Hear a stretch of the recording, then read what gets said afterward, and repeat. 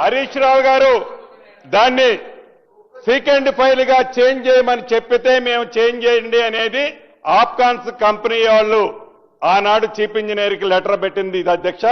దాన్ని బేస్ చేసుకొని ఏదైతే డయాఫ్రామ్ వాల్ ఉందో, ఏదైతే కాంక్రీట్ డయాఫ్రామ్ వాల్ ఉందో, ఆ కాంక్రీట్ డయాఫ్రామ్ వాల్ కట్టని కారణంగానే ఏదైతే రాఫ్ట్ 5-5.5 మీటర్లు కట్టి both sides diaphragm wall concrete వాల్తో కట్టి ఉంటే ఈనాడు ఈ కాళేశ్వరం గాని ఏదైతే 3 డ్యాములకి ఈ ప్రమాదం ఉండేది కాదు.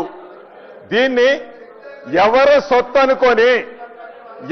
సొత్తు అనుకొని దీన్ని ఇలా కట్టడానికి ఎవరు ఆదేశాలు ఇచ్చారనేది కూడా ఒక్కసారి మీరు ఆలోచించాల్సిన అవసరం ఉంది అధ్యక్ష.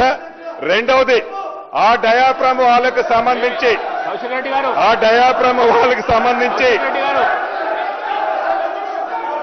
ఈ సెకండ్ ఫైల్కి సంబంధించిన దాంట్లో ప్రధానంగా ఆనాటి మంత్రివర్యులు తప్పకుండా బాధ్యులు వీరు అధ్యక్ష. అదే ఆ రిపోర్ట్లో గోస్ కమిషన్ రిపోర్ట్లో ఇవ్వటం జరిగింది అధ్యక్ష. ఈ సెకండ్ ఫైల్ అనేది ఈ పెద్ద రివర్స్ ఏవైతే ఉన్నాయో, ఏదైతే ఈ బ్యారేజీలు ఏవైతే ఉన్నాయో, ఈ బ్యారేజీల్లో ఈ రాష్ట్రంలోనే కాదు ఈ దేశంలో ఇంత పెద్ద ఎత్తున ఈ సెకండ్ ఫైల్స్ తో కట్టిన డ్యాములు కానీ అదే రకంగా బ్యారేజీలు కూడా లేవు అధ్యక్ష. ఏ టెక్నాలజీ లేదో ఆనాడు ఆ మీటింగ్ పెట్టినప్పుడు ఆ శాఖ మంత్రివర్యులుగా ఉన్న హరీష్ రావు గారు ఆనాడు CDOగా ఉన్న వాళ్ళని ఇతరత్ర ఏమి జరిగిందో వారు ప్రత్యక్షంగా గోస్ కమిషన్ ముందుగా చెప్పడం జరిగింది అధ్యక్ష.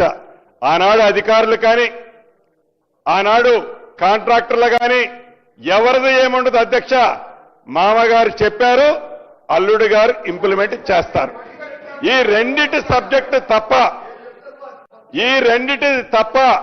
ఆ డ్యాము మిగులుద్దా? అసలు మనం టెక్నికల్ గా మనకి ఏముంది? ఏదైతే అధికారులు ఇంజనీర్లు టెక్నికల్ గా చెప్పేదాన్ని మనం ఎందుకు ఆచరించట్లేదు అనేది మిస్ అయింది అధ్యక్ష. మీరు చూశారు అధ్యక్ష ఈ మేడిగడ్డ బ్యారేజీ దగ్గర కూడా ఏదైతే 7వ బ్లాక్ కూలిందన్న దగ్గర ఫామ్ హౌస్ లో